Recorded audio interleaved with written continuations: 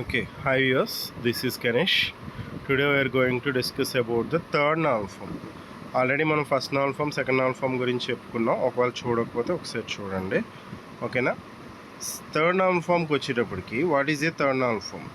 Okay, third normal ఫామ్లో ఏంటంటే transitive dependency అనేది ఉండకూడదు, ఓకేనా.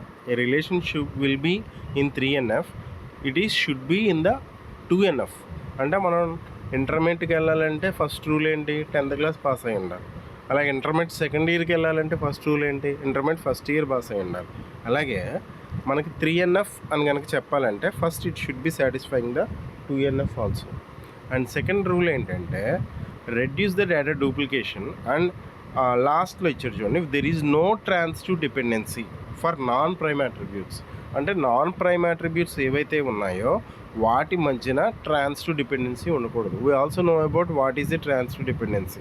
ఫర్ ఎగ్జాంపుల్, ఏ తెలిస్తే బి తెలిస్తే సి తెలుస్తుంది అనుకోండి, A to B, B to C కనుక అవుతుంది అనుకోండి, అప్పుడు మనం we can write A to C also. ఎందుకంటే ఏ తెలిస్తే బి తెలిసిపోతుంది, బి తెలిస్తే సి తెలిసిపోతుంది, కాబట్టి ఏ తెలిస్తే సి తెలుస్తుందని రాసేయచ్చు కదా. సో దాన్ని ఏమంటామంటే ట్రాన్సిటివ్ డిపెండెన్సీ అంటాం. అలాంటి ట్రాన్సిటివ్ డిపెండెన్సీ మనకి నాన్ ప్రైమ్ అట్రిబ్యూట్స్ మధ్యన అక్కర్ అవ్వకూడదు, ఓకేనా. ఒక చిన్న ఎగ్జాంపుల్ చూద్దాం, ఒకసారి చూడండి. If it is set to be 3NF first satisfying the 2NF, no non-prime attribute should be transitively dependent on the candidate key or should not occur the case one non-prime attribute should not determine another non-prime attribute. అంటే ఒక non prime attribute ఇంకో non prime అట్రిబ్యూట్ని represent చేయకూడదు. ఇక్కడ చూడండి, for example student number, name, city, district, state, zip తీసుకున్నాం. అయితే student number తెలిస్తే మనం అన్నీ చెప్పేయచ్చు. స్టూడెంట్ నేమ్ చెప్పొచ్చు, సిటీ చెప్పొచ్చు, డిస్ట్రిక్ట్ చెప్పొచ్చు, స్టేట్ చెప్పొచ్చు, జిప్ చెప్పొచ్చు.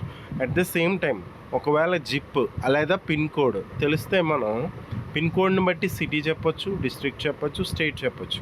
కానీ ఇక్కడ పిన్ కోడ్ అన్నది ప్రైమరీ కీ కాదు.